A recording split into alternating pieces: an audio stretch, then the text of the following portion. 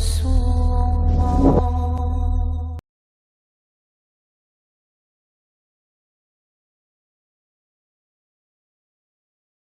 আলাইকুম। সুপ্রিয় দর্শক, আজ আমরা আপনাদের সম্মুখে একটি গুরুত্বপূর্ণ বিষয় নিয়ে উপস্থিত হয়েছি। অনলাইন এবং অফলাইনে ওলামায়ে হকদের বিভিন্ন সেমিনার ও ভিডিও প্রদানের কারণে আমাদের কিছু ভাইদের পক্ষ থেকে কিছু প্রশ্ন আসছে। আজ আমরা আমাদের সম্মানিত ওলামাদের কাছ থেকে প্রশ্নগুলোর উত্তর জেনে নেওয়ার চেষ্টা করব ইনশাআল্লাহ। আমাদের এক ভাই আমাদের কাছে প্রশ্ন পাঠিয়েছেন, অনলাইনে আমরা বিভিন্ন ইউটিউব চ্যানেলে বিভিন্ন জবাবি ভিডিও প্রোগ্রাম দেখতে পাচ্ছি। এর পিছনে মূল কারণগুলো কি কি এবং এর শুরু কিভাবে? আমরা এই প্রশ্নের জবাব আমাদের সম্মানিত আলেম মাওলানা তাহমিদুল মাওলা ভাইয়ের কাছ থেকে জানতে চাচ্ছি। ধন্যবাদ আপনাকে। আসলে এটা আমারও এই বিষয়টা, আমার নিজের অবস্থানটা পরিষ্কার করার ইচ্ছা আমার মনেও আছে। আমি যে বিষয়টা উপলব্ধি করি, আমাদের উলামায়ে কেরাম তাদের যে দ্বীনি দায়িত্ব, তারা সবসময় দ্বীনের তালিম, তারবিয়ত, দ্বীনি শিক্ষা, প্রচার প্রসার, দ্বীনের দাওয়াত এবং দ্বীনের সুরক্ষার জন্য তাদের দায়িত্ব। তারা বিভিন্ন ময়দানে বিভিন্নভাবে প্রচার বিমুখ হয়ে তারা কাজ চালিয়ে যাচ্ছে নিরবচ্ছিন্নভাবে। তাদের মধ্যে আমি একজন নগণ্য তালেবুল ইলম, একজন শিক্ষার্থী, দ্বীন ইসলামের একজন শিক্ষার্থী হিসেবে আমার নিজেকে মনে করি। এবং পেশাগতভাবে শিক্ষকতা দিয়ে আমার জীবনের সূচনা হয়েছে। আমি এবং সারা জীবনই এই পেশাকে নিয়ে দ্বীনের ক্ষুদ্র খেদমতে আমি লেগে থাকতে চাই।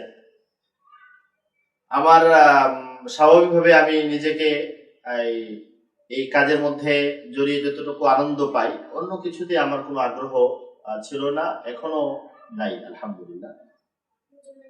কিন্তু প্রথমে আমার এখানে আপনার এই প্রশ্নের উপরে আমার প্রথম যে কথাটা, সেটা হলো আমাদের উলামায়ে কেরামদের যে দ্বীনি দাওয়াত এবং দ্বীনি তালিম, এই বিষয়ে আমাদের উলামায়ে কেরামদের কি অবস্থান, এই বিষয়টা আমি পরিষ্কার করছি, তারপর আপনার প্রশ্ন উত্তর দিচ্ছি।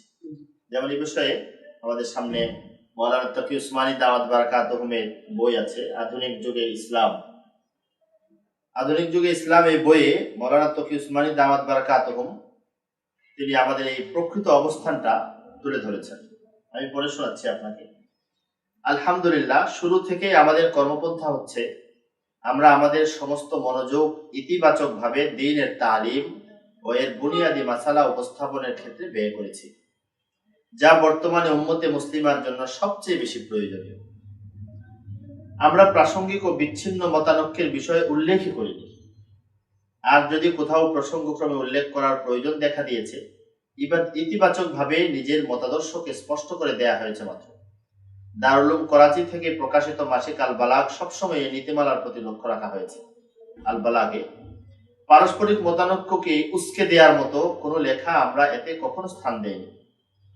এরপর মাওলানা তকি উসমানী দাওয়াত বারাকাতুহুম যে বাস্তবতার দিকে ইঙ্গিত করেছেন, আজ কুফর ও তাগুতের সায়লাব প্রবল বেগে ধেয়ে আসছে মুসলিম জনপদের দিকে। দ্বীন বিকৃতির প্রবল স্রোত বাহিত হচ্ছে সর্বত্র।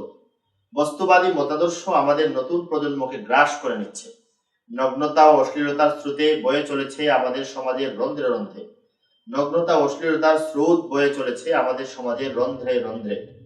এখন আমাদের মতানৈক্যের বিষয় আহলে হাদিস কিংবা দেওবন্দি নিয়ে নয়। এই উম্মতের সামনে বর্তমানে যে যুদ্ধক্ষেত্র তৈরি হয়ে আছে, তা হচ্ছে ইসলাম বনাম কুফরে।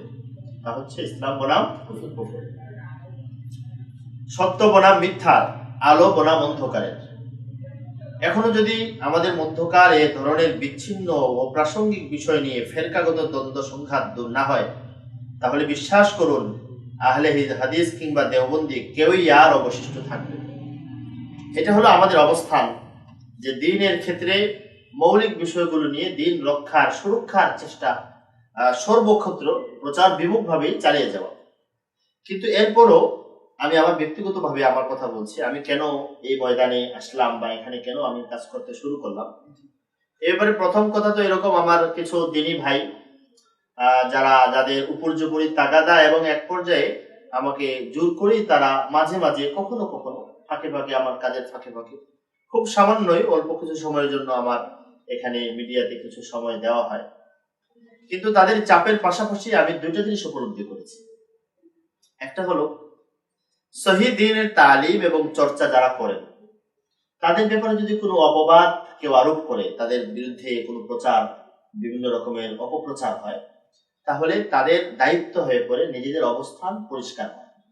আমি মনে করি আজকে দুনিয়াতে উলামায়ে দেওবন্দ, উলামায়ে হকপন্থী, হক্কানি উলামায়ে কেরাম যারা দ্বীনের সর্বক্ষেত্রে বিচরণ করছেন, কাজ করে যাচ্ছেন, তাদের নিয়ে এক ধরনের অপপ্রচার, তাদের থেকে মানুষের আস্থা নষ্ট করে দেওয়ার জন্য বহুমুখী অপপ্রচার চলছে। এই অপপ্রচারের জন্য তাদের হয়ে আমি বা আমার মতো নগণ্য যে কেউ, আমাদের একটা দায়িত্ব হয়ে পড়েছে আমাদের অবস্থান পরিষ্কার করা। এটা কোরআনের নীতি। কোরআনে যখন মুশরিকরা নবীজিকে শায়ের, কবি বলতো, কোরআন বলেছে, আল্লাহ বলেছেন, ওমা আল্লামনাহু শি'রা ওমা ইয়ানবাগি লা, আমি তাকে শের, কবিতা শিখাইনি। অবস্থান পরিচ্ছন্ন করা, এটা কোরআনের নীতি, উসুল। আমরা আমাদের অবস্থান পরিষ্কার করে দেব। এটা আমাকে বিশেষভাবে আঘাত করেছে তখনই যখন আমি দেখেছি শুধুমাত্র ইন্টারনেটের মাধ্যমে, মিডিয়ার মাধ্যমে, সর্বপ্রথম আমি দেখি আমার এক ভাই শেখ মতিউর রহমান মাদানী নামে একজনের একটা ভিডিও দেখালেন, যে উনি 1.5 ঘন্টা ব্যাপী একটা আলোচনা করলেন। আলোচনার শিরোনাম ছিল দেওবন্দি আকীদা।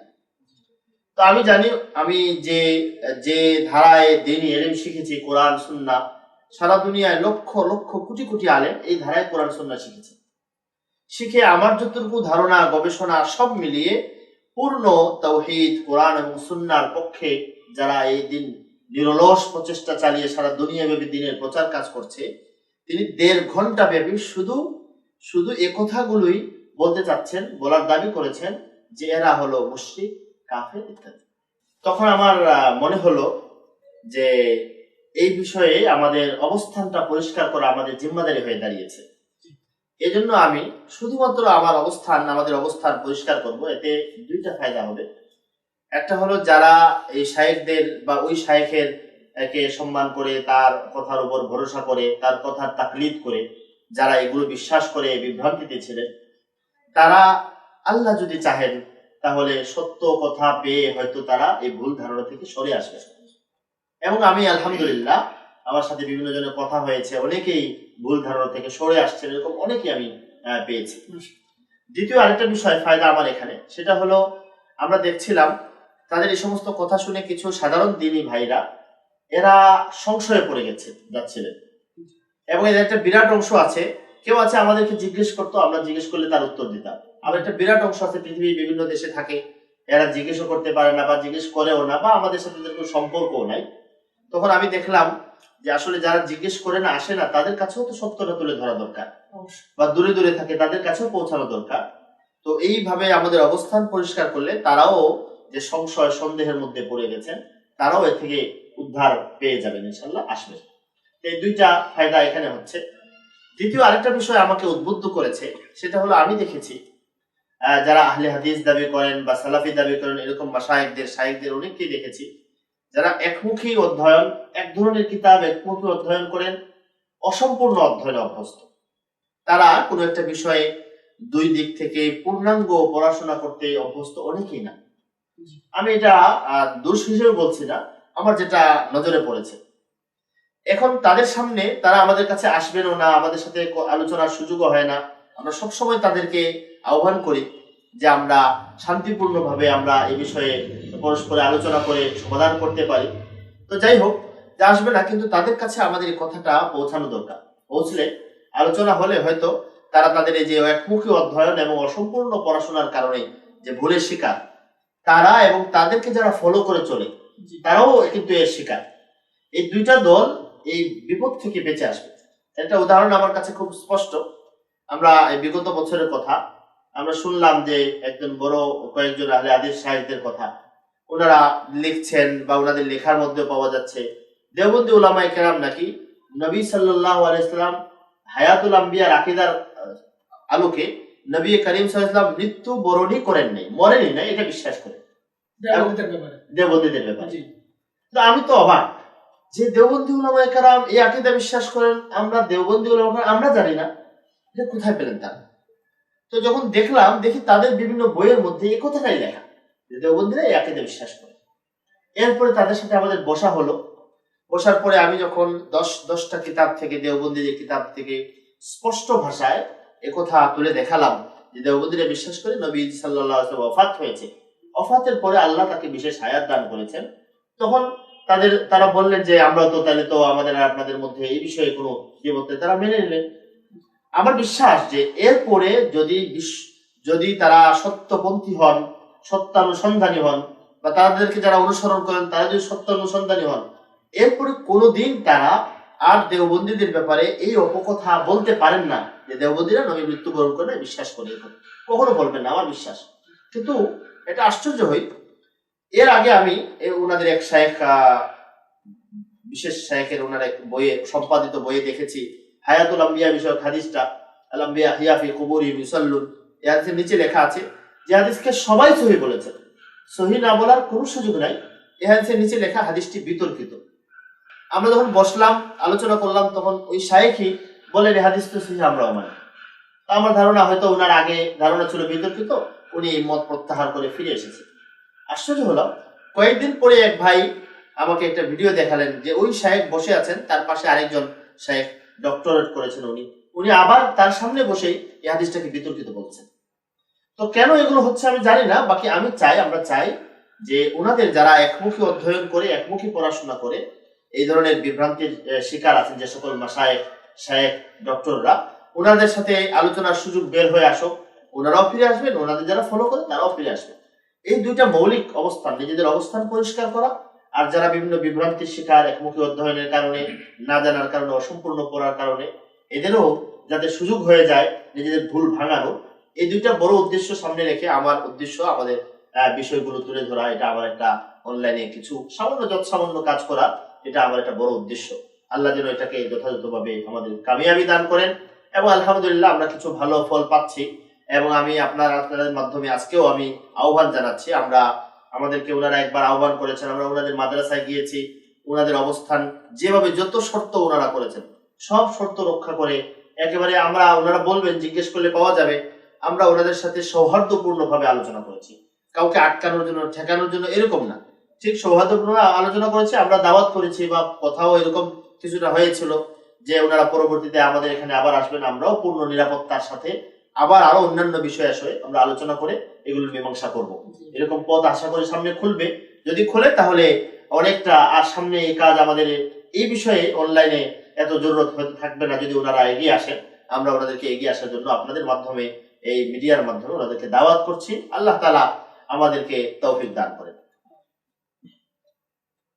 আমাদের এক ভাই প্রশ্ন করেছেন যে অনলাইনে আপনারা এই যে সালাফি আহলে হাদিস ভাইদের ব্যাপারে বিভিন্ন জবাবি ভিডিও দিচ্ছেন বা সেমিনার করতেছেন, অন্যান্য যে সকল বাতিল আছে যারা, তাদের ব্যাপারে আপনাদের অবদান বা কার্যক্রম কিরকম, এরকম একটা প্রশ্ন আমাদের সম্মুখে আসছে যে শুধুমাত্র তাদের পিছনে কেন আপনারা সময় ব্যয় করছেন।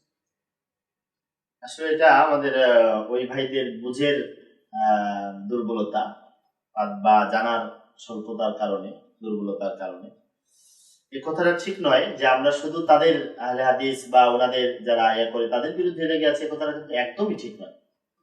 বরং আমি আগেই দেখিয়েছি, আগের প্রশ্নের আলোচনায় এসেছে যে আমাদের উলামায়ে কেরামরা যত দ্বীনের যত শাখা আছে, প্রত্যেকটা শাখায় যেখানে যেখানে প্রয়োজন ঠিক সেখানেই তাদের সাধ্য মতো সব ধরনের কাজ তারা জায়গায় জায়গায় করে যাচ্ছে। কিন্তু আমি আগেই বলেছি উলামায়ে কেরামরা সবসময় প্রচার বিমুখ ছিলেন, এ কারণে এখনো ওইভাবে কাজ চলছে। যেমন বিভিন্ন বাতিল ফেরকা সম্পর্কে আপনি বলেন, যারা খ্রিস্টান মিশনারি তৎপরতা, মানুষদেরকে, মুসলমানদেরকে বিভিন্ন কৌশলে খ্রিস্টান বানিয়ে দিচ্ছে, এর বিপক্ষে উলামায়ে দেওবন্দ কি না করেছেন। দ্বিতীয় আরেকটা বিষয় আসছে কাদিয়ানি, সে এসে কাদিয়ানি নবুয়ত দাবি করে পুরা দিন মুসলমানদেরকে বিভ্রান্ত করছিল, তার বিপক্ষে আসছে। এই বিষয়ে আমরা একটা কিতাব সংগ্রহ করেছি 56 খণ্ডে, যেখানে প্রায় উলামায়ে দেওবন্দের লেখা 350 গ্রন্থ এসেছে শুধু কাদিয়ানি এবং কাদিয়ানি তার বিভ্রান্ত মতবাদ এর বিপক্ষে খণ্ডন। তো যেখানে লেখার দরকার সেখানে লিখনিতে, যেখানে আলোচনা ওয়াজের দরকার সেখানে ওয়াজের মাধ্যমে, যেখানে তাই সর্বক্ষেত্রে ওনারা প্রত্যেকটা জায়গায় জায়গায় খ্রিস্টানদের এই সমস্ত বিষয় আশয় নিয়ে আমরা আমাদের উস্তাদদের দেখি, আমাদের সব কিন্তু সব যার যার ময়দানে কাজ করে যাচ্ছে। এখানে যেটা প্রশ্ন আসছে যে আহলে হাদিসদের বিষয়ে আপনারা লেগে গেছেন কেন, এখানে আমার দুইটা কথা। একটা হলো আমরা তাদের বিষয়ে লেগে গেছি, এই কথাটাও একদম একদম সাধারণ কথা এবং এটা অমূলক। কারণ আমরা দেখতে পাচ্ছি, অনলাইনে দেখেন আহলে হাদিসরা কতজন তাদের সব প্রত্যেকটা মসজিদে জুমার খুতবা, যেগুলোতে বিভিন্ন বিশৃঙ্খলা সহ নেটে প্রচার করে দিচ্ছে। আর আমাদের লক্ষ লক্ষ লক্ষ লক্ষ ওলামা কেরাম আমাদের দেশে আছে। তাদের মধ্যে আমি বলেন, আমাদের মৌলানা রাইয়ান বলেন, আমরা একেবারে নগণ্য অংশ। আমরা তাদের মধ্যে বিশেষ গণ্য হওয়ার মতো কেউই না। আমি আমার উস্তাদদের দেখি, কেউ এই বিষয় নিয়ে তাদের মাথা ব্যথা, তারা তাদের নিজস্ব দিনই কাজ করছেন। আমার মতো ক্ষুদ্র একজন এই সামান্য কিছু মাঝে মাঝে, আমিও তো আপনারা তো জানেন যে কখনো যদি হঠাৎ সময় পাই কখনো, তাহলে জোরপূর্বক এসে কখনো একটা দুইটা আলোচনা কখনো আপনাদের সামনে তুলে ধরার চেষ্টা করি। তো এটা তাদের পিছনে লেগে জায়গাও বলে না। দ্বিতীয় কথা হলো যে আসলে আমাদের এই আহলে হাদিস ভাইরা, এক নবী এক হাদিস এক কোরআন, এখানে বিভক্তি হবে কেন, মতানক্য হবে কেন, এই শিরোনামে তারা যে এদেশে কি বিভক্তি সূচনা করেছেন, এটা তো উপলব্ধি করার জিনিস। এমনকি আজকে মসজিদ ভাগ হয়ে যাচ্ছে, এটা অমুকের মসজিদ, এটা অমুকের মসজিদ। কবরস্থান ভাগ হয়ে যাচ্ছে, এটা আহলে হাদিস কবরস্থান, এটা অমুক। গ্রামে গ্রামে মসজিদে যেখানে ঐক্যের স্থান, সেখানে বিভক্তি এনে কি অবস্থা সৃষ্টি করে ফেলেছেন। এরকম হলে তো আসলে এটার বিপক্ষে এবং এটাকে প্রতিরোধ করার জন্য, এর উপশম নিরাময়ের জন্য এখন সবার আসলে কাজ করা দরকার ছিল। তো আমরা সামান্য কিছু মানুষ মাত্র লেগেছি। এটাকে ওইভাবে ব্যক্ত করা যে আমরা ওদের পিছনে লেগে পড়েছি, উঠে পড়েছি, এটা ঠিক না। এটা আমাদের অবস্থান পরিষ্কার করা এবং সাধারণ মানুষদেরকে রক্ষা করা, বিভক্তি থেকে মানুষকে উম্মাকে বাঁচানো, এটা হলো মূল উদ্দেশ্য। আমাদের আরেকজন ভাই আমাদেরকে একটি প্রশ্ন করেছেন, সাধারণ মানুষ এই সকল জবাবে ভিডিও দ্বারা কি উপকার পাচ্ছেন এবং এর দ্বারা কি তারা আরো বিভ্রান্ত হচ্ছেন না? এর জবাবে আপনারা কি বলবেন? মানে কথাটা এরকম আপনি বোঝাতে চাচ্ছেন যে মতানক্যপূর্ণ বিষয়ে সাধারণ মানুষ শুনে তাদের লাভ কি, দুই মত তিন মত, একজন আরেকজনের বিপক্ষে। হ্যাঁ, এই বিষয়টা আমি আপনাদেরকে বলি একটা বিষয়। আমরা বাংলাদেশের প্রসঙ্গে, বাংলাদেশে আমরা যে বিষয়গুলো সামনে দেখি, নামাজের ইখতিলাফটাই তো বেশি দেখি। তো নামাজ নিয়ে আমাদের বাংলাদেশের মানুষ সবাই কিন্তু আল ফিকহুল হানাফি এর অনুসরণ করত। এসে আমাদের বাংলাদেশের গোটা সবাই কিন্তু নামাজের ক্ষেত্রে মসজিদে তাদের মধ্যে কোনো মত পার্থক্য ছিল না, একরকম নামাজ পড়ত। এবং এই নামাজ কিন্তু দলিল ভিত্তিক। এটা দলিল ভিত্তিক না এরকম না, কিন্তু আমরা এখন, আগে যখন এই বিষয়ে চর্চা সাধারণ মানুষের কাছে আসে না, এখন তো আসছে, মানুষ জানছে না আমাদের নামাজ কোনোটাই কিন্তু দলিল ভিত্তিক, দলিলহীন নয়, সব দলিল ভিত্তিক। যাই হোক, আমাদের সকল আহলে হাদিস ভাইয়েরা করেছেন কি, ওনারা এক নবী, কোরআন, হাদিস, এক মাযহাব হবে, এত পার্থক্য হবে কেন, এই নামে যখন ওনারা এই মতানক্যপূর্ণ বিষয়গুলো ওনারাই কিন্তু শুরু করেছেন আলোচনা, আমরা করিনি, আমরা কখনো করতাম না, করার দরকার অনুভব করতাম না। ওনারা শুরু করেছেন, বলেন ওনারা শুরু করেছেন? হ্যাঁ, ওনারা শুরু করেছেন। তো ওনারা শুরু করেছেন কেন? এক করার জন্য। আসলে ছিল ওনারা এক করার জন্য শুরু করে, এখন করেছেন কি, ওনারা শত ভাগে ভাগ করে দিয়েছেন। আমাদের এই মৌলানা আবু হাসান রাইয়ানে যে কিতাব লিখেছে আহলে হাদিস ও সালাফি আলেমদের ইখতিলাফ, এখানে উনি একে স্বল্প সময়ে ওনাদের মধ্যে 25টা মাসালা এরকম বের করেছে যে প্রত্যেকটা মাসালা আহলে হাদিস আলেমদের মধ্যে প্রবল ইখতিলাফ। শুধু কেরাত খালফাল ইমাম, মানে নামাজের সূরা ফাতিহা মুক্তাদি পড়বে কি পড়বে না, কখন পড়বে, কিভাবে পড়বে, একটা বিষয় নিয়ে তাদের মধ্যে 6টা মত প্রকাশ পেয়েছে।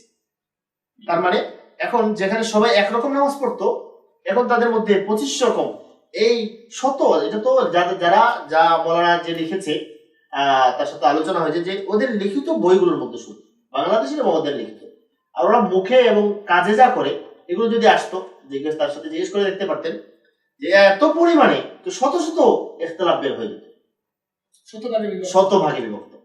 তো মানুষদেরকে এইভাবে বিভক্ত করে ফেলেছে, মতানক্যপূর্ণ মাসালা মানুষের মধ্যে এনেছে। এখন মানুষ পেরেশান, সাধারণ মানুষ পেরেশান, এগুলো সমাধান কি? আমরা মতানক্যপূর্ণ মাসালার আলোচনা করি তাদের পেরেশানির উপশমের জন্য, তাদের পেরেশানি বাড়ানোর জন্য না। কারণ আমরা যখন আলোচনা করলে তাদেরকে দেখাবো না তোমাদের আগে যেটা ছিল এটাই ঠিক ছিল, তখন তাদের মনের মধ্যে শান্তি আসে, নিরাপত্তা পায়, না তাহলে তো ঠিক আছে, আমরা পেরেশান থেকে বাঁচলাম, আমরা পেরেশানি বাড়াইলাম না, বাঁচাইলাম। পেরেশান তারা করে ফেলেছেন, অলরেডি করে ফেলেছে, আমরা বাঁচাচ্ছি, এটা হলো আমাদের কথা। সাথে এই কথাটা যে ওনারা যে আমরা যে কিছু কিছু মানুষ আছে, সাধারণ মানুষ যারা এই মতানৈক্যপূর্ণের সাথে কোনো সম্পর্ক নাই, তারাও যখন এগুলো জানেন, তো তারা অগ্রিম জেনে রাখলেন, অগ্রিম এই বিষয়ে জেনে রাখলেন, সামনে এরা বিভ্রান্ত হবেন না। তারপর আমরা যার উপরে আছি আলহামদুলিল্লাহ, নামাজের যে বিধিবিধান আমরা শিখে আসছি, শিখছি, এটাতে ঠিক আছে, যে দলিল সমৃদ্ধ, এটা দলিলের উপর নির্ভরশীল, এতে কোনো সন্দেহ, এরাও নিরাপত্তা পাইবে। তো এই হিসাবে এটা আরামদায়ক, তৃপ্তিদায়ক, শান্তিদায়ক হলো, পেরেশানির কোনো কারণ আমি মনে করি না আর কি আছে বলে। তো এই মতানৈক্য এবং মানুষকে পেরেশানি করার বিষয়ে আমার একটা অপ্রাসঙ্গিক আপনার প্রশ্নে এসেছে, যেহেতু অপ্রাসঙ্গিক একটা বিষয় আমি দেখাচ্ছি, যে আসলে আমাদের মধ্যে যে অবস্থানটা ছিল নামাজ তৃপ্তি শান্তিদায়ক, এটাকে তারা কোথায় নিয়ে গেছেন এটা দেখানোর জন্য আমাদের আহলে হাদিস সালাফি ভাইদের খুব যারা যাদেরকে মান্য করেন, তাদের মধ্যে একজন শেখ নাসিরউদ্দিন আলবানী, শেখ আব্দুল্লাহ বিন আব্দুল আজিজ বিন বাজ রাহিমাহুল্লাহ, শেখ মুহাম্মদ বিন সালেহ আল উসাইমিন, তিনজন ব্যক্তিত্ব তারা খুব সম্মান করেন। তো নামাজের একটা মাসালা, রুকু থেকে উঠে যখন দাঁড়াবে তখন নামাজি ব্যক্তি হাত বেঁধে রাখবে না ছেড়ে দেবে, ওনাদের মধ্যে দ্বিমত হয়েছে। দ্বিমত হওয়ার পরে শেখ আব্দুল্লাহ বিন আব্দুল আজিজ বিন বাজ রাহিমাহুল্লাহ বলছেন, উনি একটা দলিল এবং যুক্তি পেশ করে দলিল ভিত্তিতে উনি বলছেন যে রুকুর পরেও হাত বেঁধে রাখবে। শেখ নাসিরউদ্দিন আলবানী রাহিমাহুল্লাহকে যখন জিজ্ঞেস করা হলো যে রুকুর পরে হাত বেঁধে রাখবে, এটা সম্পর্কে জিজ্ঞেস করলো কি, উনি এটাকে বলে দিলেন বিদআতু দালালা, ভ্রষ্টতাপূর্ণ বেদাত। উনি দলিলের ভিত্তিতে, আর উনি ভ্রষ্টতাপূর্ণ বেদাত। এখন আমাদের সামনে আসলো এই যে ফাতাওয়া আরকানুল ইসলাম কিতাবটা আছে, মুহাম্মদ বিন সালেহ আল উসাইমিন রাহিমাহুল্লাহ, ওনার কিতাব বাংলায় অনুবাদ হয়েছে, তাওহীদ পাবলিকেশনস থেকে প্রকাশিত, শেখ আকরামুজ্জামান বিন আব্দুল সালাম সাহেবের সম্পাদিত গ্রন্থ। এটা আমি মনে করি সমস্ত আহলে হাদিস ভাইদের জন্য এখানে শিক্ষণীয় বিষয় আছে, এবং এখানে এই বিষয়টাও আছে যে আহলে হাদিস ভাইদের যে মতানৈক্যগুলো সৃষ্টি করেছেন, এই মতানৈক্যের চরিত্রটা কি, এটাও কিন্তু এখানে আছে। শেখ মোহাম্মদ বিন সালেহ উসাইমিন এখানে একটা নসিহত, উপদেশ বড় গুরুত্ব সাথে শোনার বিষয়। উনি বলেছেন, যে বিষয়ে ইস্তিহাদ ও গবেষণার অবকাশ রয়েছে সে বিষয়ে কাউকে সুন্নাতের পরিপন্থী বেদাতি বলতে আমি সংকোচ বোধ করি। কাউকে সুন্নাতের পরিপন্থী বেদাতি বলতে সংকোচ বোধ করি, এটা উচিত নয়। যারা রুকু থেকে উঠে হাত উঠে আবার হাত বাঁধেন, তারা নিজেদের মতের পক্ষে সুন্নাত থেকে দলিল উপস্থাপন করে থাকেন। এই বিষয়টি কারো গবেষণার বিরোধী হলে তাকে সরাসরি বিদাতি বলা খুবই কঠিন বিষয়, খুবই কঠিন বিষয়। এ ধরনের বিষয়ে বিদাত শব্দ উচ্চারণ করা কারো পক্ষে উচিত নয়, কেননা যে সকল বিষয়ে গবেষণার অবকাশ থাকে এবং হতে পারে একথা সত্য অথবা ওই কথা সত্য, একথা সত্য অথবা আমার মতটা বা তার মতটা, তাতে পরস্পরে বিদাতের অপবাদ দিতে শুরু করলে মুসলিম সমাজে বিচ্ছেদ সৃষ্টি হবে, একে অপরের প্রতি ঘৃণা ও বিদ্বেষের সূচনা হবে, যা হয়ে গেছে আজকে। ইসলামের শত্রুরা তা নিয়ে হাসাহাসি করবে, ইসলামের শত্রুরা তা নিয়ে হাসাহাসি করবে। মুহাম্মদ বিন সালেহ আল উসাইমিন বলেছেন। তো শেখ নাসির আলবানী রাহিমাহুল্লাহ বা একটা আমাদের একদল ভাইদের অবস্থা এরকম হয়ে গেছে যে নামাজের মাযহাবের মধ্যে যে ইখতিলাফগুলো সবগুলো হলো ইজতিহাদি বিষয়, যেগুলোতে ইজতিহাদের অবকাশ আছে।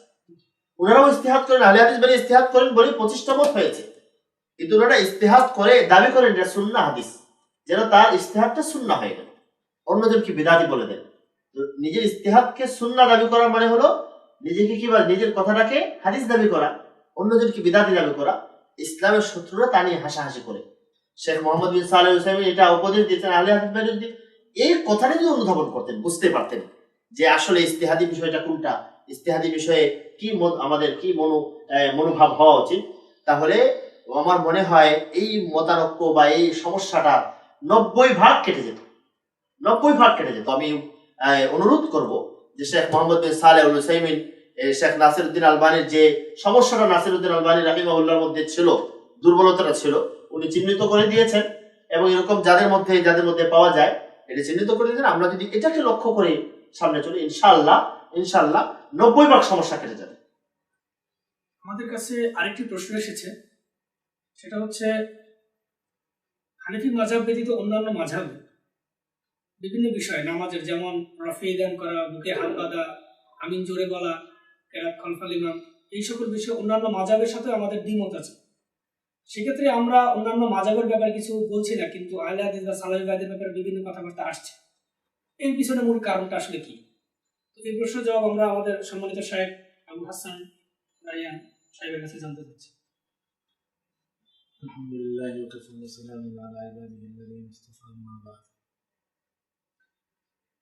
আপনি একটা প্রশ্ন করেছেন যে আমাদের গায়ের মুকাল্লিদ ভাইরা রফিয়াদান করে, জোরে আমিন বলে এবং জোরে আমিনের দিকে দাওয়াত দেয়, রফিয়াদিনের দিকে দাওয়াত দেয়। এটার উপর আপনাদের আপত্তি, কিন্তু অন্যান্য মাযহাবেও যে রফিয়াদান হচ্ছে এবং জোরে আমিন বলছেন বা অন্যান্য আমল করছেন, সেগুলোর উপর আপনাদের আপত্তি নেই কেন? তো এখানে আসলে দুইটা পার্থক্য আছে।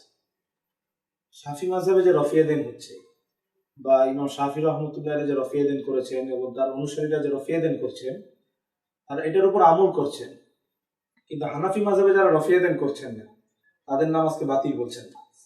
এবং ইন্টারনেটে কোনো শাফি মাযহাবের আলেম আমরা এখনো পর্যন্ত পাইনি যে হানাফিদের বিরুদ্ধে বা এই অঞ্চলে কোনো শাফি আলেম যদি থাকে সে এরকম অনলাইনে কোনো বয়ান ছেড়েছেন যে হানাফিদের নামাজ হয় না, তারা রফিয়াদান করে না।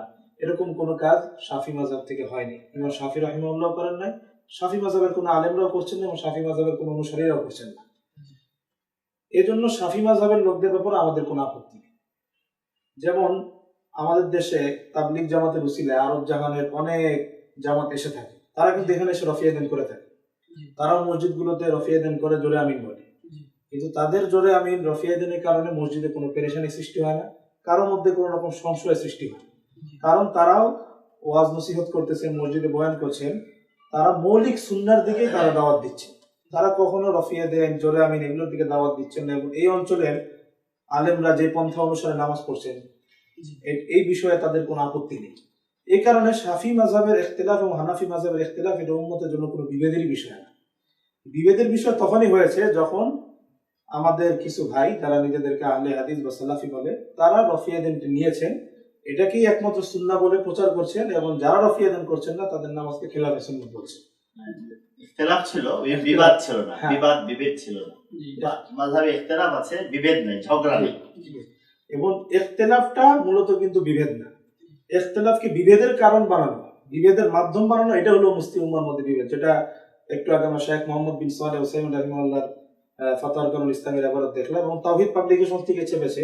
ওখানে কিন্তু উনি বলেছেন যে ইজতিহাদি মত পার্থক্য হতে পারে, এটা কিন্তু বিচ্ছেদ উনি সাব্যস্ত করেন। কিন্তু এখানে ইখতিলাফের মধ্যে এসে যখন আমি আরেকজনকে বেদাতি বললাম, সুন্নতের পরিপন্থী বললাম, তখনই মুসলিম সমাজে বিচ্ছেদ সৃষ্টি হবে। তার মানে মৌলিক ইখতিলাফটা বিভেদ না, কিন্তু একে কেন্দ্র করে ইখতিলাফি মাসাইলের মধ্যে আমি একটাকে নিয়ে আরেকজনকে সুন্নাহ বিরোধী বললাম, হাদিস বিরোধী বললাম, বেদাতি বললাম, তখন এটার দ্বারা মুসলিম সমাজে বিচ্ছেদ সৃষ্টি হয়, এটার দ্বারা বিচ্ছিন্নতা ফিতনা সৃষ্টি হয়। তা আমাদের গায়রে মুকাল্লিদ ভাইদের রফিয়াদান এবং জোরে আমিনের উপরে মূলত আমাদের আপত্তি না, তাদের কর্মের উপর আমাদের আপত্তি না, তাদের কর্ম পদ্ধতির উপর আমাদের আপত্তি, তাদের কর্মপন্থার উপর আমাদের আপত্তি। তারা যদি তাদের কর্মপন্থা, তারা যেটাকে কর্মপন্থা বানিয়ে নিয়েছে, এটার উপর আমাদের মূলত আপত্তি, যে তোমরা যে রফিয়াদান করছো এটাকে একমাত্র সুন্নত বলছো, এবং যারা রফিয়াদান করছে না তাদের নামাজকে খেলাফে সুন্নত বলছো, তাদের এই কাজটার উপর আমাদের আপত্তি। তো এটা আমরা মূলত উম্মতের সামনে পেশ করতে যাচ্ছি, এবং এটাই আমাদের দাওয়াত যে এগুলো তো মুস্তাহাবি বিষয়।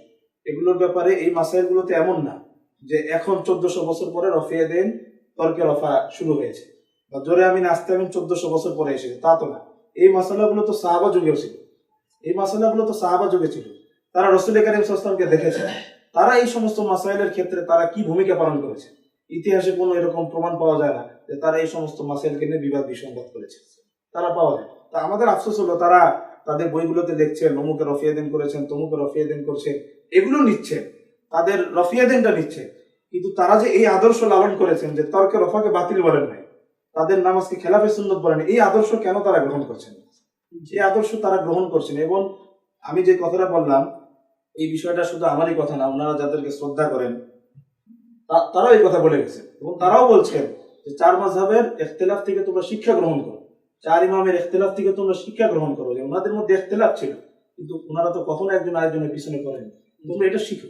যেমন এই যে আমার সামনে একটি কিতাব মাজমুল ফতোয়া বিন বাজ, এই কিতাবের 5 নম্বর খণ্ডে 149 নম্বর পৃষ্ঠায় শাইখ ইবনে বাজ রাহিমাহুল্লাহ বলছেন وأنتم تعلمون حفظكم الله أن الخلاف المذهبي في أمور الفروع واقع منذ قديم الزمان.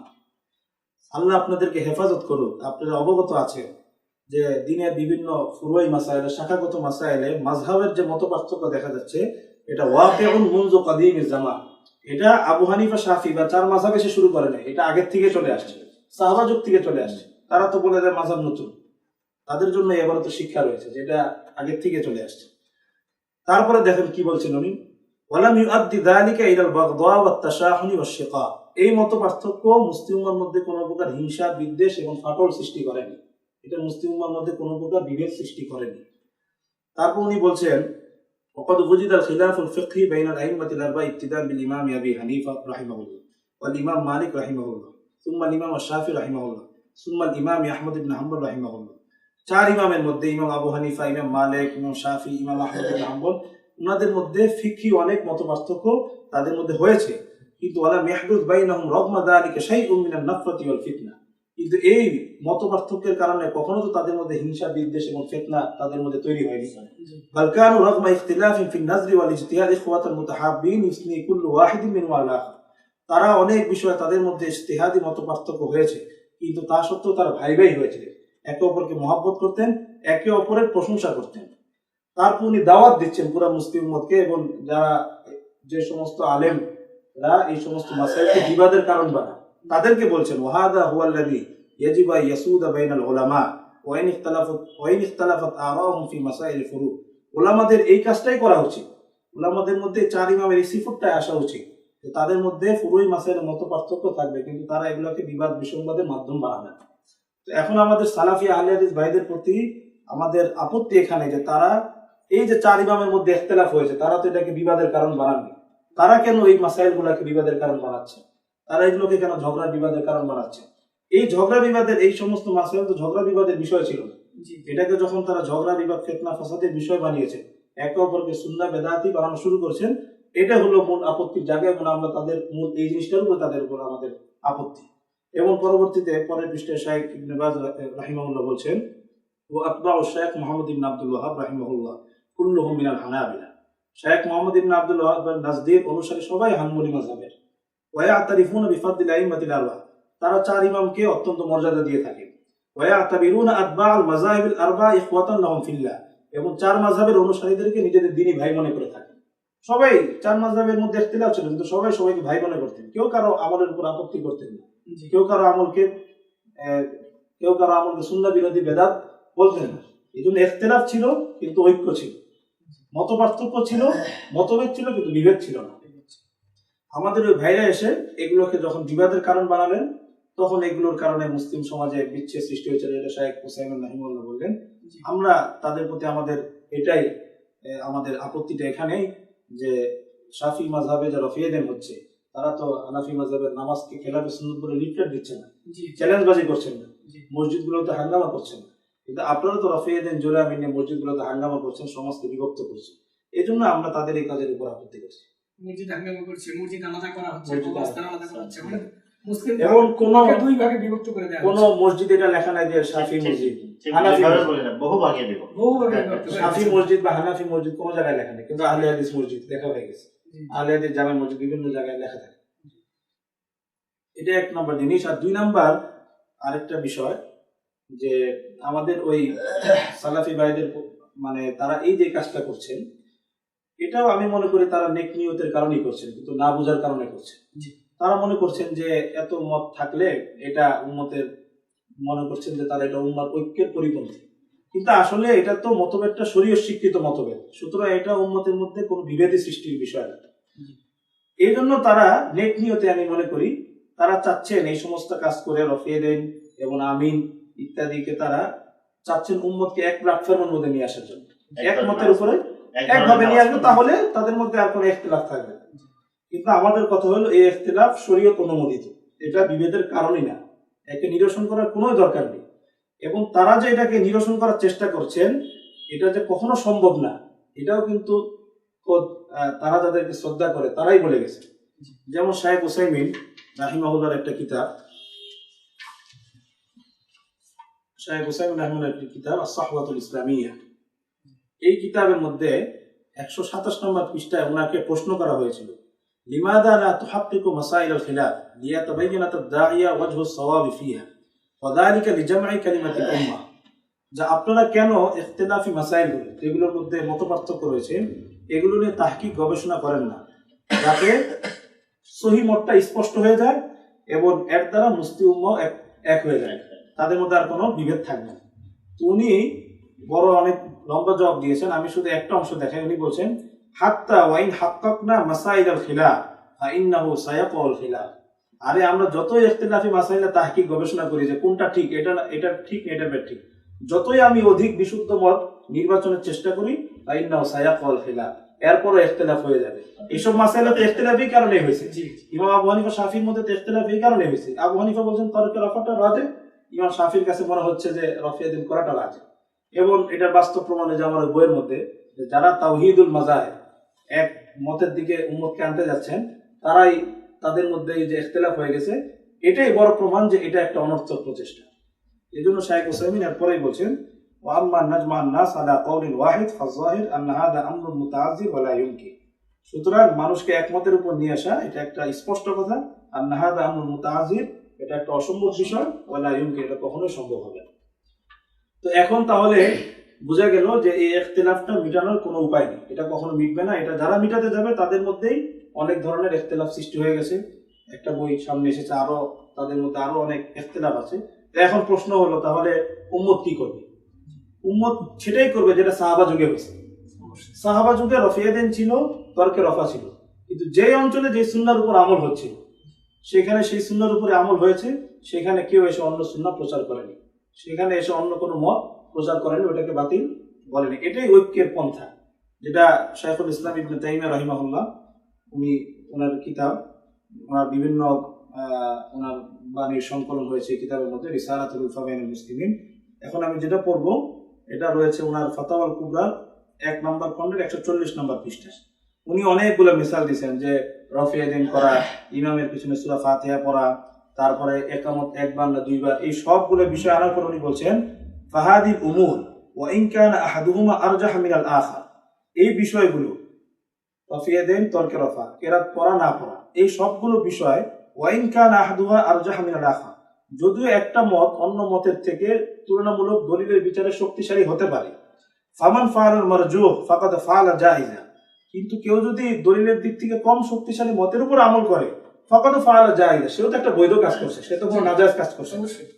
ওয়াকাদ ইয়াকুনু ফি'লুল মারজুহ আরজাহ লিল মাসলাহাতির রাজিহা, তারপর উনি বলছেন বরং কখনো কখনো যদি দলিলের বিচারে ওটা কম শক্তিশালী হয়ে থাকে, কিন্তু কেউ যদি দেখলো যে এটা যদি আমি আমল করি তাহলে মুসলিম উম্মাহর মধ্যে ঐক্য সম্প্রীতি থাকবে, ফিতনা হবে না, এটাকে করে উনি বলতেছেন ক্বাদ ইয়াকুনু ফি'লুল মারজুহ আরজাহ, কখনো কখনো যদি তোমার কাছে দলিলের বিচারে মনে হচ্ছে রফিয়াদিন শক্তিশালী, তবুও মুসলিম উম্মাহর ঐক্যকে প্রাধান্য দিয়ে, সম্প্রীতি সুন্নাহ, এই সুন্নাহকে প্রাধান্য দিয়ে তুমি তোমার রফিয়াদিনকে ছেড়ে দাও, তুমি তোমার কাছে শক্তিশালী মতটা ছেড়ে দাও। কামা ইয়াকুনু তারকুর রাজিহ আরজাহা আহইয়ানান লিমাসলাহাতির রাজিহ, যেমন কখনো কখনো শক্তিশালী মতটা ছেড়ে দেওয়ায় আরজাহা, এটাকেই রাজে প্রাধান্য দিতে হবে, লিমাসলাহাতির রাজিহা, মুসলিম উম্মাহর ঐক্যকে প্রাধান্য দিয়ে। আমরা বুঝে যাচ্ছি এখানে হ্যাঁ, মহাকল্যাণের, মুসলিম উম্মাহর ঐক্য, মুসলিম উম্মাহর সার্বিক কল্যাণের দিকটাকে প্রাধান্য দিয়ে কখনো কখনো নিজের শক্তিশালী মতটাকে ছেড়ে দেওয়া উচিত। সালাফেরা আমাদেরকে শেখাচ্ছেন যে আমার কাছে একটা হাদিস সহিহ মনে হচ্ছে, আমি যেটার উপর আমল করতেছি, কিন্তু বৃহত্তর ঐক্যের স্বার্থে আমি যেটা প্রচলিত আছে সেটার উপরই থাকবো, যাতে উম্মতের মাঝে তোর সৃষ্টি না হয়, বিভেদ সৃষ্টি না হয়। যেমন এই অঞ্চলে তর্কে রফার উপর আমল হচ্ছে, এখন কারোর কাছে রফিয়াদের হাদিসটা পড়ার পরে মনে হলো যে এটা তো সহিহ বুখারীতে আছে, এটা তো আমার কাছে বেশি শক্তিশালী মনে হচ্ছে, এখন তার উচিত হবে যে এই অঞ্চলে কোন সুন্নাহর উপর আমল হচ্ছে, দেখা যাচ্ছে তর্কে রফার উপর আমল হচ্ছে, তো যদিও দেখা যাচ্ছে তার কাছে মনে হচ্ছে যে রফিয়াদিনটা তো শক্তিশালী, কিন্তু তার জন্য এটা উচিত যে মুসলিম উম্মাহর সার্বিক ঐক্য সম্প্রীতির কল্যাণটাকে প্রাধান্য দিয়ে তার রফিয়াদিনটা ছেড়ে দেয়। এটা শাইখুল ইসলাম ইবনে তাইমিয়া রাহিমাহুল্লাহ আমাদের কাছে মুহাম্মদ বিন সালেহ আল উসাইমিন লিকাউল বাবিল মাফতুহের মধ্যে আরো স্পষ্ট ভাষায় বলেছেন যে এলাকা তাদের উচিত হলো তাদের অঞ্চলের আলেম যারা যে ফতোয়া দিচ্ছেন, যে বিষয়ের উপর আমল করছেন, এটা অনুসরণ করবে, উম্মতের বিশৃঙ্খলা যাতে না আসে। হ্যাঁ, শাইখ উসাইমিন রাহিমাহুল্লাহ যে কথাটা ওটা লিকাউল বাবিল মাফতুর মধ্যে আছে, উনি এখানে এটার বড় কারণ বলছে যে এক অঞ্চলে যদি আলেমরা একরকম আমল করছে, আমি আরেক রকম আমল করা শুরু করলাম, উনি বলছেন হাদা ইউআদ্দি ইলাল ফাওজা ওয়ান নিজা, এটা তো লাগামহীনতার দিকে নিয়ে যাবে উম্মতকে। উম্মত লাগামহীন হয়ে যাবে, উম্মতের মধ্যে ঝগড়া বিবাদের মানসিকতা সৃষ্টি হয়। উম্মতের জন্য যেটা করলাম, সে তার আলেমদের সাথে জুড়ে থাকবে, তাদের সে যে অঞ্চলে আছে সেই আলেমদের সে অনুসরণ করবে। এবং সালাফের যুগে ইখতিলাফি মাসাইলে আমল করা এটাই পদ্ধতি ছিল। আমরা সকলেই জানি ওমর বিন আব্দুল আজিজ রাহিমাহুল্লাহর কওল সুনানে দারিমিতে আছে। উনি বলছেন যে সাহাবীদের মধ্যে অনেক বিষয়ে মত পার্থক্য ছিল, এই কারণে অনেক এক এক অঞ্চলে এক এক রকম কোন কোন বিষয়ে আমল রয়েছে, পদ্ধতিগত পার্থক্য রয়েছে। মানুষ কি করবে, উনি ফরমান পাঠিয়ে দিয়েছেন, লিয়াকুতি কুল্লু কওমিন বিমা ইজতামা আলাইহি ফুকাহা, প্রত্যেক কওম যেন তাদের ফকিহদের অনুসরণ করে। সে যে অঞ্চলে আছে তাদের ফকিহরা যে মত দিয়েছে তারা সেটা অনুসরণ করে। তো এটা সালাফের যুগেরও মানহাজ এবং বর্তমানে আরবের সালাফি আলেমদেরও মানহাজ। মাঝখান দিয়ে আমাদের দেশের আহলে হাদিস সালাফিরা আরব থেকে পড়াশোনা করে আসে, মদিনা থেকে মক্কা থেকে পড়াশোনা করে আসে, এমন একটা মানহাজকে অবলম্বন করলেন, নিজেদের নাম দিলেন সালাফি, অথচ না তারা সালাফের মানহাজের উপর আছে, না তারা সৌদি আরবের আলেমদের মানহাজের উপর আছে। এই ব্যাপারে একটা কথা উল্লেখ করা যেতে পারে, শায়েখ বিন বাজের একটা সিদ্ধান্তকে আফ্রিকার উলামারা যারা সৌদি আরব থেকে পরে ওখানে বাস্তবায়ন করতে চেয়েছিলেন, পরে বিন বাজ রাহিমাহুল্লাহ এটাকে আপত্তি ও তিরস্কার করেছেন। এই জাতীয় কাজ এখন আমাদের বাংলাদেশে বা এই ভারত বাংলাদেশে হচ্ছে। তো বৃহত্তর উম্মার বৃহত্তর স্বার্থে আমাদেরকে যাতে উম্মার আর ঐক্য হয়, সেই জন্য ইখতিলাফি বিষয়গুলো যে অঞ্চলে যে সুন্নাহ প্রচলিত সেই অঞ্চলে সেই সুন্নাহর উপরে আমল করাই এখন সবচেয়ে জরুরি। এখন এমনি ভাবে আমাদের এখান থেকে কেউ যদি রিয়াদে গেল, রিয়াদে গিয়ে সে ওইখানকে তর্কের অফার সুন্নতের দাওয়াত দেওয়া শুরু করলো, রফিয়াদিন ওয়ালাদেরকে বাধা দেওয়া শুরু করলো, জোরে আমিন ওয়ালাদেরকে বললো তোমাদের নামাজ হয়, আমরা বলবো এটা উম্মতের মধ্যে ফিতনা সৃষ্টি করে, এটা আমরা প্রতিবাদ করি। যদি কোনো হানাফি সৌদি আরবে গিয়ে বা এমন কোনো অঞ্চলে যেখানে অন্য সুন্নাহ অনুসারে আমল হচ্ছে এই কাজ শুরু করে, আমরা ওটার কঠোর প্রতিবাদ করবো ইনশাআল্লাহ। তো সার কথা যেটা, যে শরীয়ত আমাদেরকে সুন্নাহ অনুসরণের নির্দেশ দিয়েছে এবং ঐক্যবদ্ধ থাকার, বিভেদ না ছড়ানোর নির্দেশ দিয়েছে। সুতরাং এই দুই সুন্নাহর উপরে আমাদেরকে আমল করতে হবে, ইত্তেবায়ে সুন্নাহর উপর ইত্তেবায়ে সুন্নাহ করতে হবে এবং উম্মার ঐক্যকেও ধরে রাখতে হবে। সুতরাং কেউ যদি এই অঞ্চলে তর্কের অফার উপর আমল করে, রফিয়াদিন না করার যে হাদিসগুলো আছে সেটার উপর আমল করে, তাহলে সে দুইটা সুন্নতের উপর আমল করে। এক হলো সে তর্কের অফার হাদিস, তার নামাজটাও হাদিস মোতাবেক হলো এবং মুসলিম উম্মার ঐক্যকেও সে ধরে রাখলো, সেটা কারণে সে দুইটা সুন্নতের উপর আমল করলো। আর যারা রফিয়াদিন করছে কিন্তু উম্মার ঐক্যকে নষ্ট করছে, তাহলে তারা একটা সুন্নাহকে আমল করলো কিন্তু আরেক জায়গায় সুন্নাহর লঙ্ঘন করলো। সুতরাং এটাই নীতি হওয়া উচিত যে যে এলাকায় যে সুন্নাহর উপর আমল হচ্ছে সেখানে আমি সেই সুন্নাহর উপরে আমল করব, এটার দ্বারা আমার সব ধরনের সুন্নাহর উপরে আমল হয়ে যাবে, উম্মতের বৃহত্তর এবং এটা উম্মার বৃহত্তর ঐক্যের স্বার্থে। আমাদের মাওলানা আবু হাসান রায়ুল সাহেব উনি যে আলোচনাটা আমাদের সামনে পেশ করেন, এই ব্যাপারে আপনার মতামত? মাশাআল্লাহ, মাওলানা তো খুব স্বল্প সময়ের মধ্যে উদ্ধৃতি সহ বিস্তারিত একটা বিষয়কে খুব সংক্ষেপ হলেও সুন্দরভাবে পেশ করেছে। যে প্রশ্নটা ছিল যে শাফেঈ এবং শাফেঈদের রফুল ইয়াদাইন আর আহলে হাদিসদের রফুল ইয়াদাইন, দুটোই রফুল ইয়াদাইন, দুটোর মধ্যে ওনার আলোচনা থেকে পরিষ্কার হয়েছে দুটোর মধ্যে কিন্তু আকাশ পাতাল ব্যবধান। শাফেঈরা রফুল ইয়াদাইন করে এটা ইজতিহাদি মাসালা মনে করে যে কোনটা রাজে কোনটা অগ্রগণ্য, এটা এসের বিপরীতকে তারা ভুল বলে না, নিজেদেরকে একমাত্র সুন্নাহ অনুসারী ভাবে না। আহলুল হাদিস বা আমাদের ভাইরা কিন্তু এটাকে তাদের ইজতিহাদটাকে তারা হাদিস বানিয়ে নিজেদেরটাকেই একমাত্র সুন্নাহ বলে বহু সুন্নাহর লঙ্ঘন করে বিভেদ, এটাই তো বোঝাতে চেয়েছেন, মানে বিভেদ বিশৃঙ্খলা সৃষ্টি করছেন। তো এটার জবাবটার সাথে সাথে পাশাপাশি ওই কথাটা আমাদের এসে যাবে যে আমরা আসলে আমরা এটাই চাই, আমাদের এই কাজগুলো বা এই সমস্ত বিষয়ে লেখালেখি বলেন, লেখাজোখা, আলোচনা, এগুলো সব মূল উদ্দেশ্য হলো উম্মার ঐক্যের পথ অনুসন্ধান করা, সুন্নাহর অনুসরণে সুন্নাহ সম্মত পদ্ধতির অনুসরণ করা, অনুশীলন করা। সুন্নাহ অনুসরণে সুন্নাহ সম্মত পদ্ধতিটা কি, কোন বিষয়গুলো উম্মার কোন বিষয়গুলোতে ঐক্য প্রতিষ্ঠা করে রাখা জরুরি, আর কোন শাখাগত বিষয়গুলোতে ঐক্য মতানৈক্য থাকলেও এটা বিভেদ বা এটা ইখতিলাফ হয় না, কোনো উম্মার ঐক্যের কোনো ফাটল ধরে না, এটা চিহ্নিত করে এইভাবে চলা। আমাদের উস্তাজে মুহতারাম, আমাদের দুজনের উস্তাজ হযরত মাওলানা আব্দুল মালিক সাহেব দাওয়াত বারাকাতুহু, ওনার লেখা বই উম্মার ঐক্য পথপন্থা, এটা তো সবার সামনেই আছে। এই বইয়ে খুব সংক্ষেপে হলেও এই বিষয়টা কিছু নির্দেশনা দেওয়া হয়েছে।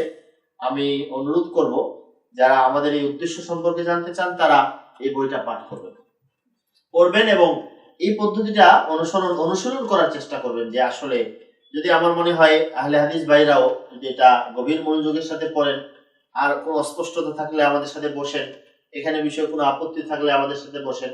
আমার মনে পড়ছে 2003 সালের কথা, আমাদের উস্তাদ মোহতারাম একবার ওনাদের কারোর সাথে বসা হয়েছিল।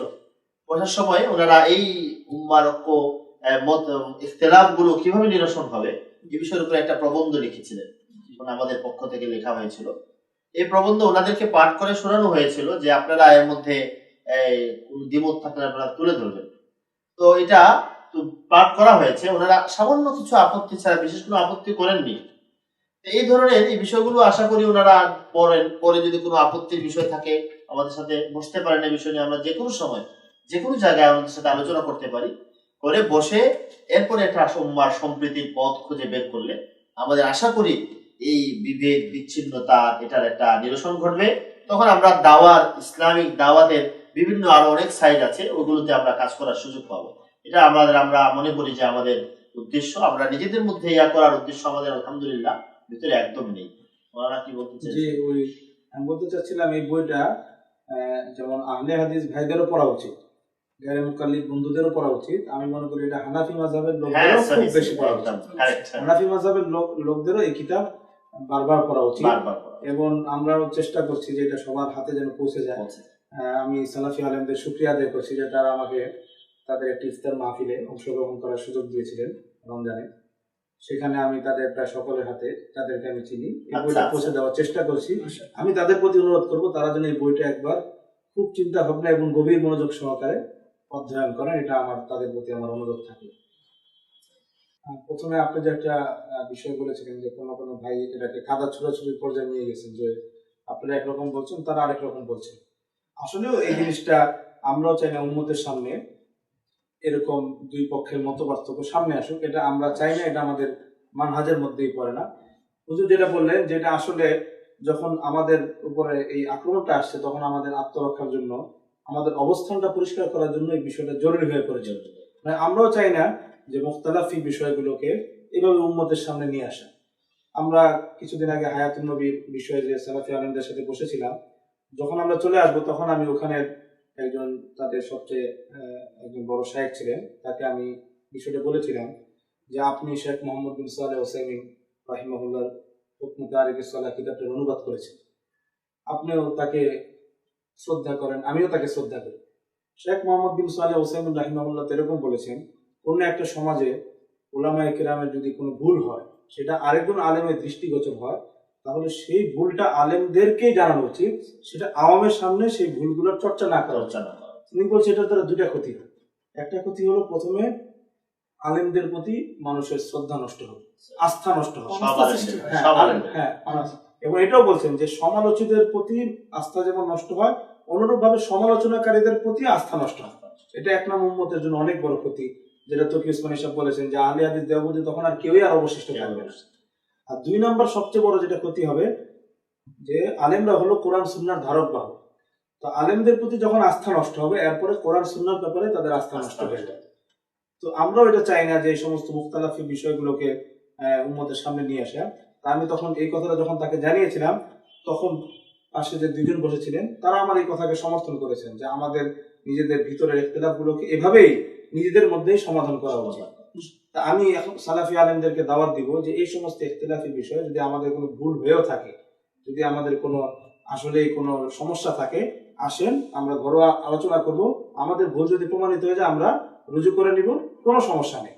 কিন্তু এগুলোকে উম্মতের সামনে সায়জায়া করেন না, এই ক্ষতি থেকে উম্মতকে বাঁচানো যায়। আল্লাহ তাআলা তৌফিক দেন। এই কথাটা আমার সামনে আরেকটা কথা যোগ করতে চাই। তখন এই আমাদের মৌলানা রাইয়ান যে কথাটা বললেন যে আমরা কারো আলেমদের মতামত তুলে ধরা, আমাদের থেকে আমরা, আল্লাহ ভালো জানেন, আমরা যে বিষয়গুলো এই পর্যন্ত কোনো বিষয় আলোচনা করেছি, এটা আমি প্রথমেই বলেছি যে একদম বাধ্য হয়ে আত্মরক্ষা এবং নিজের অবস্থান পরিষ্কার করার জন্য করেছি। নয়তো আমাদের উপর যদি এভাবে আমাদের উপর অপবাদ, মিথ্যা অপবাদ, ভুল কথা না ছড়ানো হতো, আমরা কোনোদিন কাউকে, যেটা দেখেছেন আপনারা 2014 সালের আগে কিন্তু আমরা কখনোই, এবং আমাদের আসাদীদেরকে আমরা এখনো উস্তাদরা মাশায়েখরা কিন্তু এখনো এগুলোর দিকে ভ্রুক্ষেপ দিচ্ছেন না। তো আমরা কিন্তু কখনোই আসিনি, এসেছি যখন দায় থেকে পড়েছি, একদম ঠেকা পড়ে গেছে। আর যদি ওনারা এগুলো বন্ধ করে দেন, তাহলে আমরা তো এটা চাই যে এটা বন্ধ হয়ে যায়। বন্ধ হয়ে যায়। এই জন্য কেউ আবার এটা বলবেন না যে ওনারা তো নিজেরাও এই কাজ করে থাকেন, এরকম কারো যেন ধারণা না হয়। বাস আজকের মতো। সুপ্রিয় দর্শক, আশা করি আমাদের সম্মানিত ওলামা ইকরামদের এই সুন্দর আলোচনার মাধ্যমে আমরা আমাদের প্রশ্ন জবাবগুলো বেশ সুন্দরভাবে পেয়েছি। ইনশাআল্লাহ আগামীতে আবার সামনে কোনো নতুন কোনো বিষয় নিয়ে আমরা আপনাদের সম্মুখে উপস্থিত হব। এ পর্যন্ত আজকে আপনাদের থেকে বিদায় নিচ্ছি। আসসালামু আলাইকুম ওয়া রাহমাতুল্লাহি ওয়া বারাকাতুহু। Allah, Allah, Allah.